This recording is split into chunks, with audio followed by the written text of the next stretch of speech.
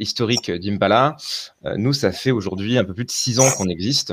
Donc, avec un parti pris initial qui était en fait de se dire que l'orientation, c'était pas seulement une question d'information, donc de prise de décision en s'informant sur les métiers, sur les formations ou autres, mais c'était en fait un parcours de réflexion qui allait mener à une prise de décision éclairée si possible. On a initié le projet Impala avec d'abord plutôt un axe scientifique, des partenariats avec en l'occurrence des scientifiques de sciences plutôt sociales, donc on allait comprendre la sociologie, l'anthropologie, la psychologie, la pédagogie, en se disant mais finalement quels étaient aujourd'hui les enjeux qui étaient liés à cette dynamique d'orientation. Donc, le premier axe, c'est plutôt un axe d'information et d'autres axes, c'est plutôt des axes de connaissance de soi. C'est qu'en fait, on avait aussi constaté que les jeunes avaient une tendance assez naturelle à se projeter par rapport à des phénomènes plutôt externes. Donc, pour un jeune, c'est typiquement qu'est-ce que font mes copains, qu'est-ce que mes parents vont me dire de faire, qu'est-ce que mes notes me disent de faire. Donc, j'ai 2 en maths, j'ai 20 en français, je vais plutôt aller vers des métiers littéraires en l'occurrence. Mais avec très peu cette motivation, cette incitation des jeunes à pouvoir se dire, mais finalement, moi, j'ai envie de quoi, dans le fond. Et ça, c'était aussi lié à une autre dynamique, une dynamique plutôt liée aux représentations sociales, aux stéréotypes. On grandit tous avec tout un tas de biais sur le monde, sur les choses. Et l'idée étant pas tellement que les biais sont mauvais, on vit tous avec, mais c'est plutôt de se dire qu'il faut prendre conscience de ces biais pour, dès le départ, ne pas se fermer des portes et donc essayer de réfléchir avec cohérence. Donc, on a eu la chance de pouvoir expérimenter, de pouvoir aller comprendre, de pouvoir aller travailler avec des acteurs de l'orientation pour essayer de finalement identifier quelles étaient les réponses, les bonnes solutions pour répondre à ces différents enjeux qu'on avait identifiés. On a pris une démarche chez Impala qui est une démarche qui est beaucoup plus maïotique. Donc, qu'est-ce qu'on entend par une démarche maïotique? C'est qu'en fait, on ne va pas essayer de trouver des réponses à la place des jeunes, mais qu'on va transmettre les compétences pour que les jeunes puissent trouver leurs propres réponses. Effectivement, il y a 2 outils chez Impala. Il y a un outil à destination des jeunes, mais il y a un outil qui est à destination des équipes pédagogiques qui a vraiment en fait cet enjeu d'accompagnement. Et quand j'entends accompagnement, j'entends à la fois essayer de diagnostiquer des états de réflexion ou de maturité ou des problèmes de cohérence dans des projets des jeunes pour pouvoir cibler ces efforts, prévenir et intervenir lorsque c'est nécessaire. Et puis, il y a plutôt une dynamique de formation. C'est-à-dire qu'aujourd'hui, Impala se positionne pas seulement en tant que ressources qui vont être partagées aux établissements, mais il y a aussi un axe d'adoption qui sous-entend du coup une formation initiale des équipes pédagogiques sur la posture de l'accompagnateur à l'orientation. Vous avez donc l'outil du jeune. En l'occurrence, moi, je vais me connecter en tant que jeune sur Impala, je vais arriver un peu sur mon parcours et je vais démarrer toujours par un diagnostic et une introduction. Quel est l'intérêt, quelle est l'idée? C'est de pouvoir faire un état des lieux sur ma réflexion mécanique à travers ça, qui va être à la fois d'informer les accompagnateurs sur l'état des réflexions initiaux des jeunes, mais aussi de pouvoir en fait adapter le parcours en fonction de cet état.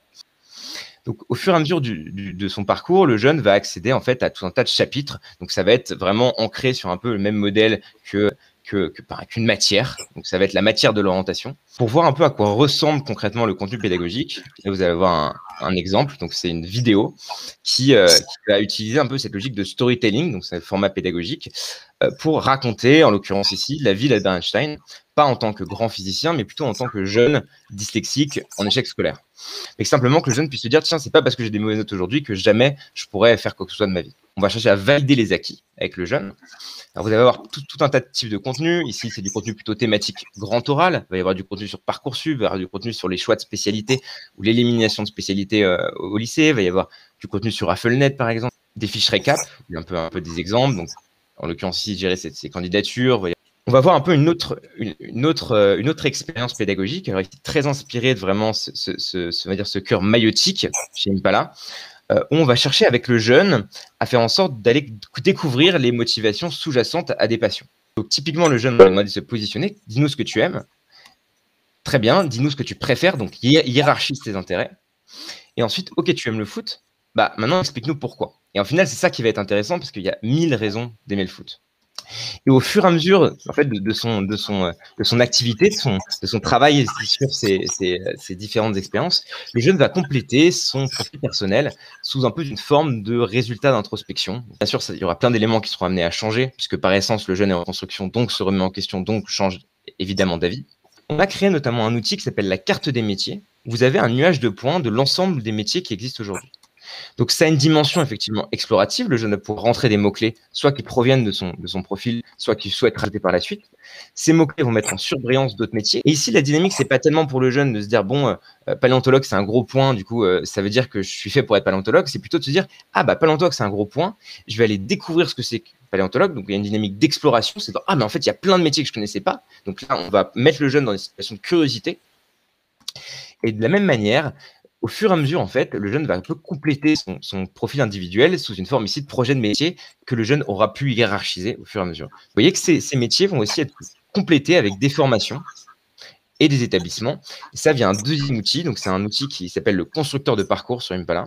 Donc, si moi, je suis un jeune qui a construit un projet cohérent avec Impala, je vais pouvoir le décrire sur ma lettre de motivation, sur mon CV, travailler sur ma posture, donc comment aller chercher un stage, par exemple, en troisième, comment me comporter, quelle est la posture à avoir en entreprise, etc. Et du coup, en parallèle de ce travail, les équipes pédagogiques vont avoir accès à un outil qui est donc l'outil accompagnateur, sur lequel ils vont pouvoir à la fois piloter les différentes classes qui utilisent Impala, et dans chacune des classes, de pouvoir retrouver la liste des élèves qui utilisent Impala.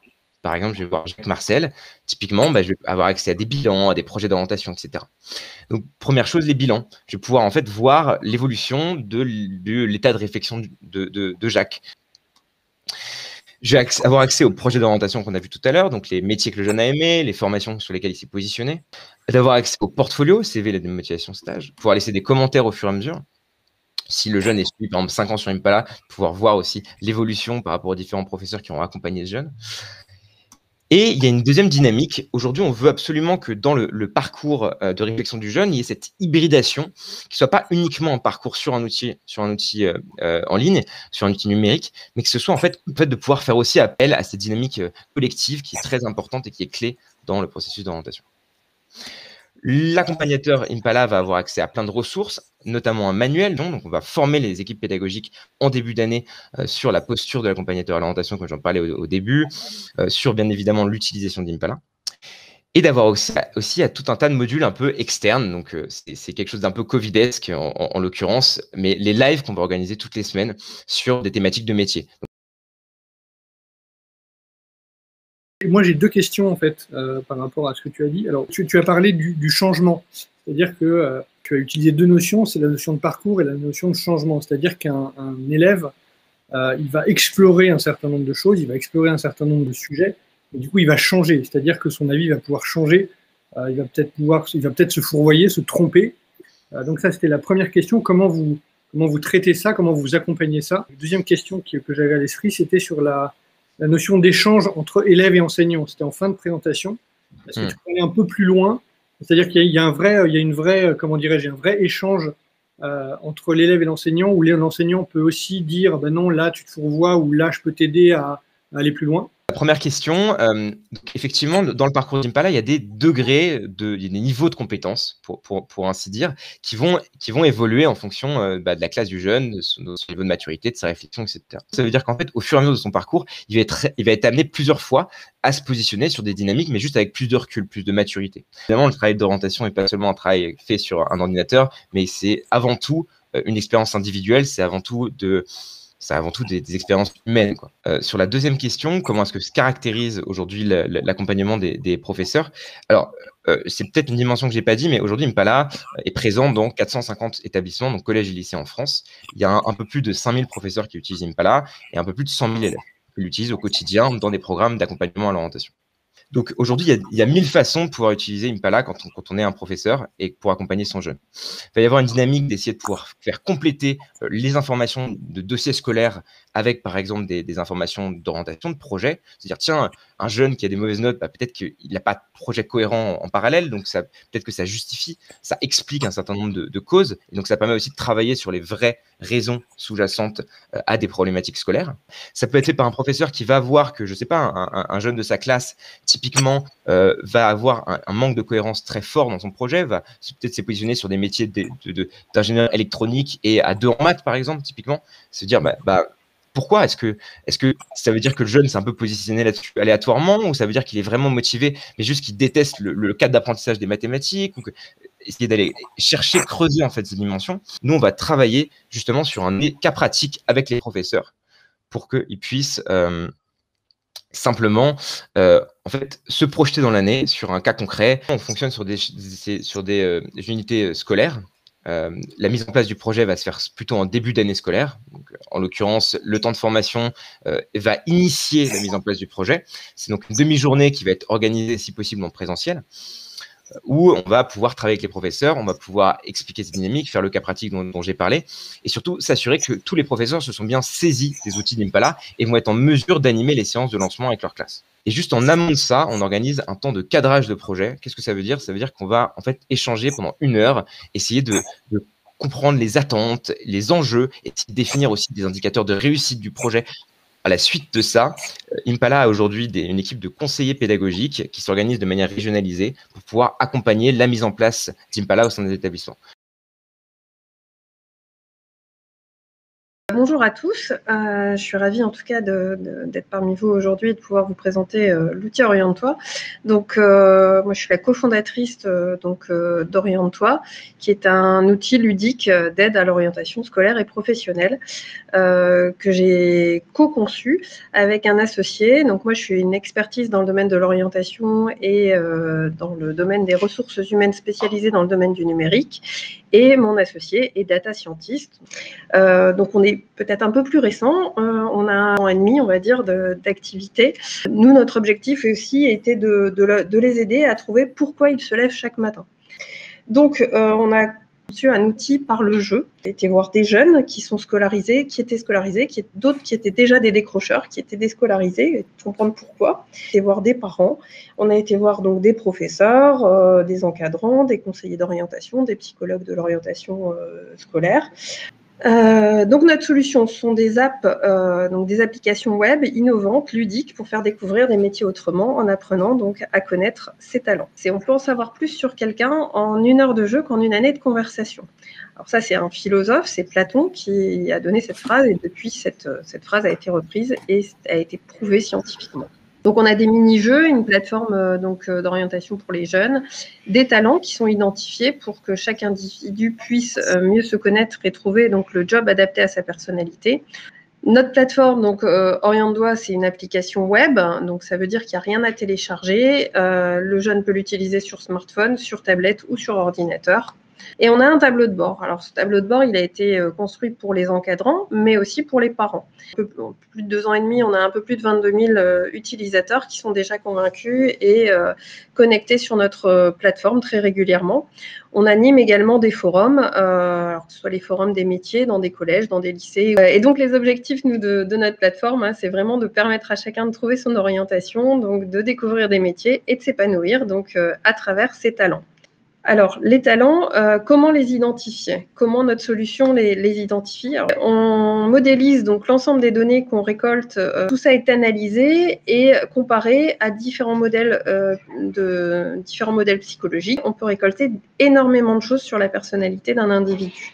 Donc aujourd'hui, on affiche uniquement 16 talents à l'utilisateur. Et l'avantage, c'est que même dans un cycle très court, un cycle de 7 minutes, l'utilisateur va pouvoir avoir déjà un certain nombre de talents qui sont identifiés. Il y a 70% de nos utilisateurs qui nous disent que c'est déjà très fiable, même au bout de 3 mini-jeux, et qui arrivent à avoir pas mal d'éléments sur leur personnalité.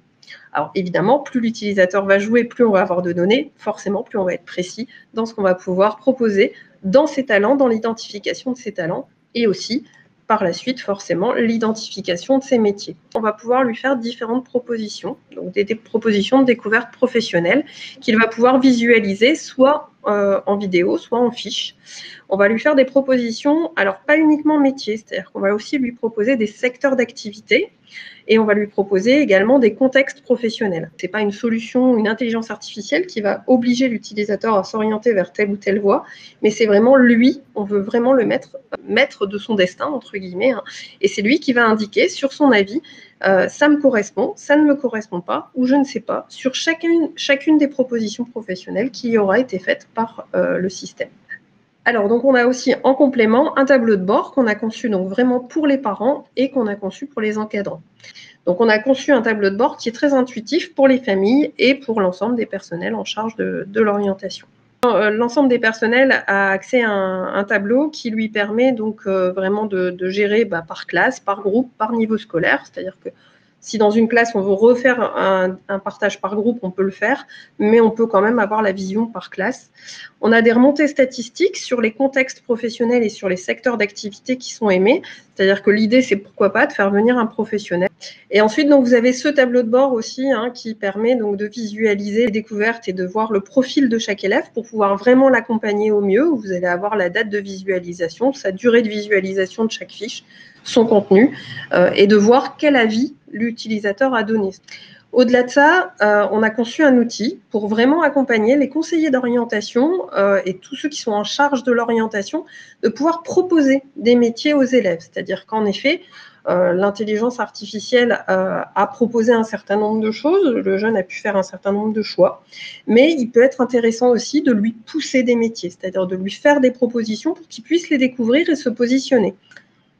Et on récupère en fait l'ensemble des données, donc on est habilité pour extraire les données de la part des qui viennent des ENT, où le jeune est connecté à sa classe, à ses profs, à ses parents, etc. Donc on est conforme à l'ensemble des règles de droit obligatoires sur les données des jeunes et notamment des mineurs. Au niveau des encadrants, nous proposons donc une séance de prise en main avec l'ensemble des encadrants qui souhaitent participer. Donc lors du déploiement, on décide d'une date pour faire cette prise en main. Aujourd'hui à distance et selon le besoin et selon les possibilités de le faire, pourquoi pas physiquement en présentiel dans les établissements.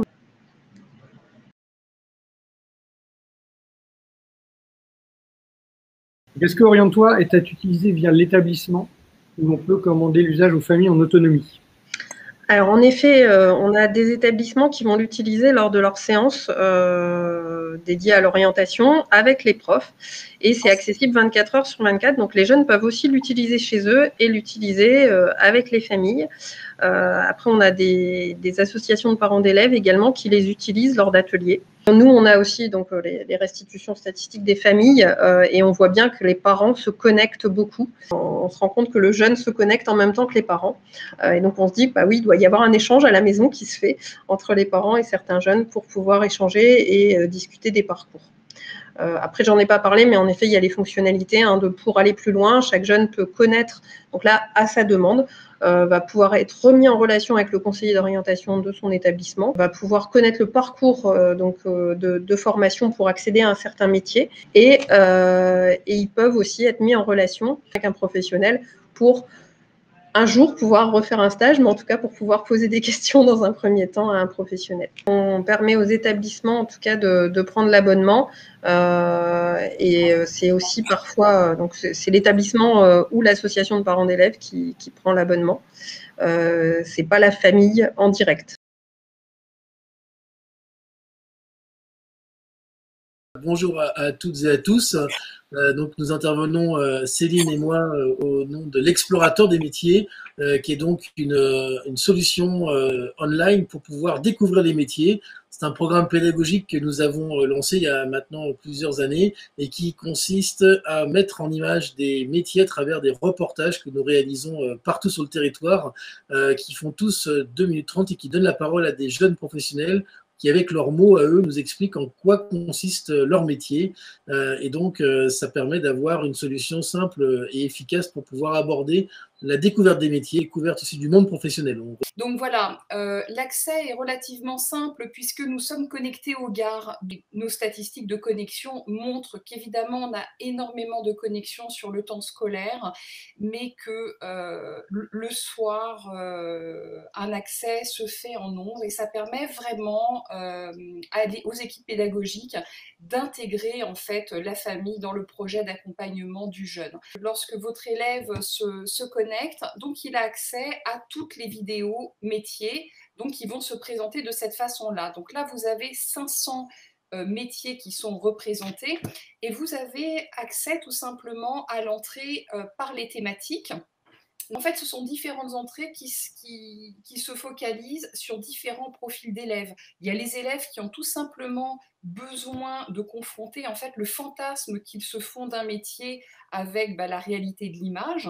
Par rapport le côté éditorial, hein, puisque en fait nous réalisons nous-mêmes les reportages sur tout le territoire, nous avons pour ce fait aucun financement ni publicitaire, ni partenarial, ni de sponsoring, ce qui veut dire qu'on met un point d'honneur à rester indépendant. C'est grâce évidemment à nos abonnés que nous pouvons mettre en production tous ces reportages, mais ce qui pour nous est évidemment une force et important puisque ça permet de garantir une totale indépendance et de montrer aux jeunes en tout cas des portraits métiers tels qu'ils sont.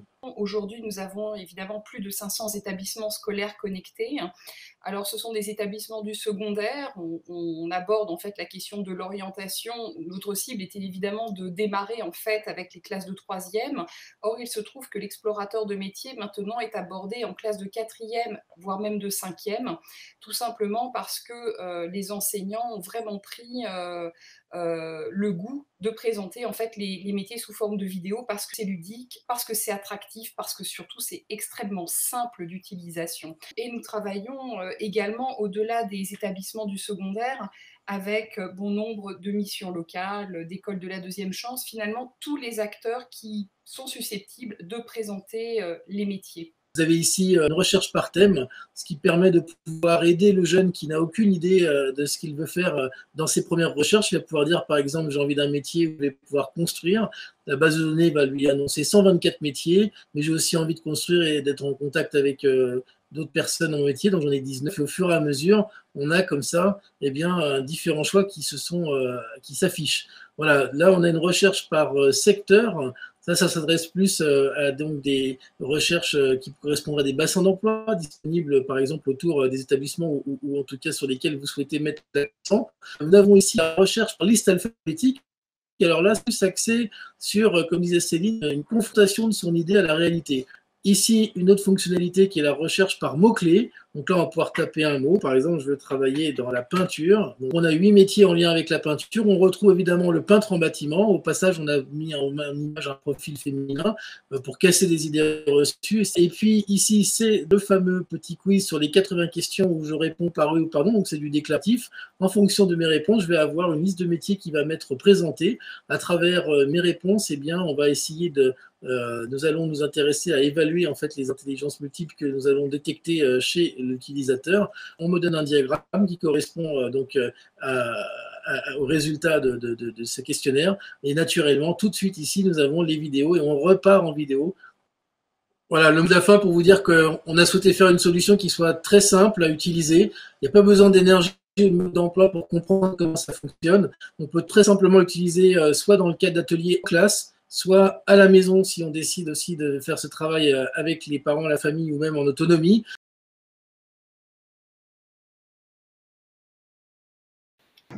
On parle beaucoup aujourd'hui des nouveaux métiers, parce qu'en fait, c'est mon fils de 16 ans qui m'a sorti ça hier, en me disant que la moitié ou les 3/4 des métiers qui seraient les métiers de demain n'existent pas encore.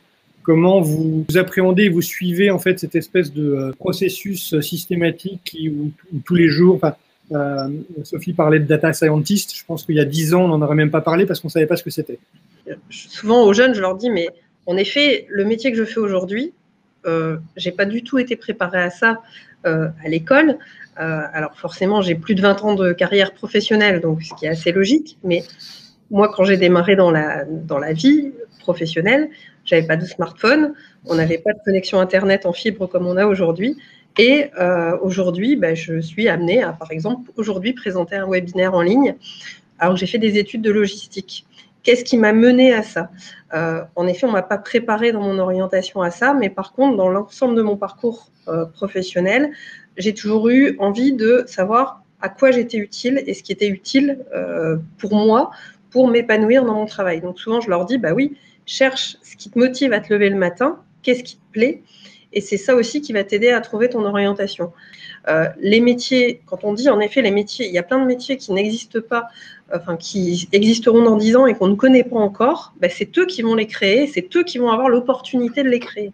Aujourd'hui, l'enjeu pour nous, c'est pas trop de se positionner justement sur des métiers comme en tant que tel et en tant que quelque chose on va dire d'intangible être perpétuel, mais plutôt se positionner sur les motivations sous-jacentes qui vont déclencher une envie d'aller faire quelque chose.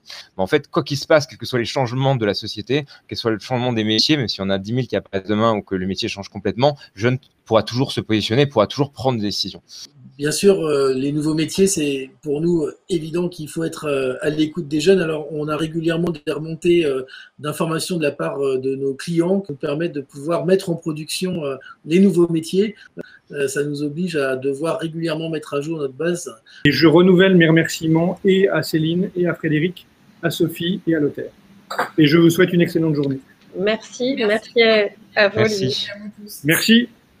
Merci à vous, à bientôt. Au revoir. Au revoir.